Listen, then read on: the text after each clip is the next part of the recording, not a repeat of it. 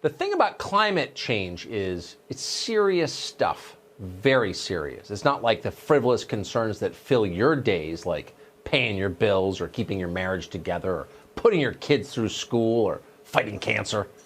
Climate change is bigger than that, way bigger. It's about saving the Earth. It's about taking on what we're going to call an existential threat to humanity. It's a big deal, man. Nobody understands the gravity of climate change with quite the soul-searing intensity of freshman Congresswoman Alexandria Ocasio-Cortez. When Ocasio-Cortez talks about climate change and the Green New Deal she promises will save us from climate change, she often looks like she's going to start to cry or start to yell or both. And why wouldn't she? It's scary as hell. Time is running out. The world is going to end in 12 years if we don't address climate change. Like, this is the war. This is our World War II.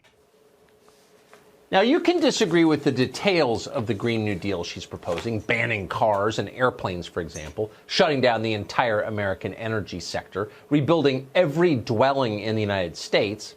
You can disagree with that. But what you can't question is Ocasio-Cortez's sincerity. When she talks about climate change, clearly she really means it. Or does she? This is a man called Saikat Chakrabarti. He's Alexandria Ocasio-Cortez's chief of staff over in the Congress. He personally led the writing of the Green New Deal. The Washington Post just profiled Chakrabarti. In the interview, Chakrabarti made a stunning admission. All that stuff about the world ending, 12 years to save the planet, it was all a lie. Chakrabarti is not worried about humanity's demise. The Green New Deal has nothing to do with that. Here's what he told the paper. Quote, "The interesting thing about the Green New Deal is it wasn't originally a climate thing at all." Do you guys think of it as a climate thing? Because we really think of it as a how do you change the entire economy thing. End quote. That's about as direct as it could be. The Green New Deal is not designed to save the world. It's not about the environment at all. It's about power. Chakrabarti and Ocasio-Cortez want control of the American economy. They went looking for an issue that would justify a hostile takeover of the economy. Climate change seems scary, so they went with that. It's remarkable they're admitting this, but we shouldn't be surprised it's happening. This kind of thing happens all the time. Manufacturing crises is the left's preferred way to exert control over the country. A decade ago, for example, only wackos in bed sheets were called racists. Then, during the last election, Donald Trump was denounced as a racist. Now Nancy Pelosi and Joe Biden are being written off as racists. What's going on here? It's not like there's more racism in the country. In fact, there's much less than there used to be. What changed is that the left realized they could gain power by creating boogeymen, by scaring you.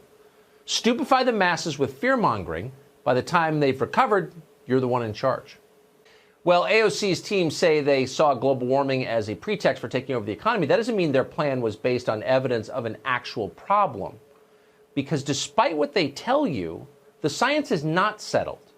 We can all agree that the climate is warming, temperatures are going up, but we are not sure why.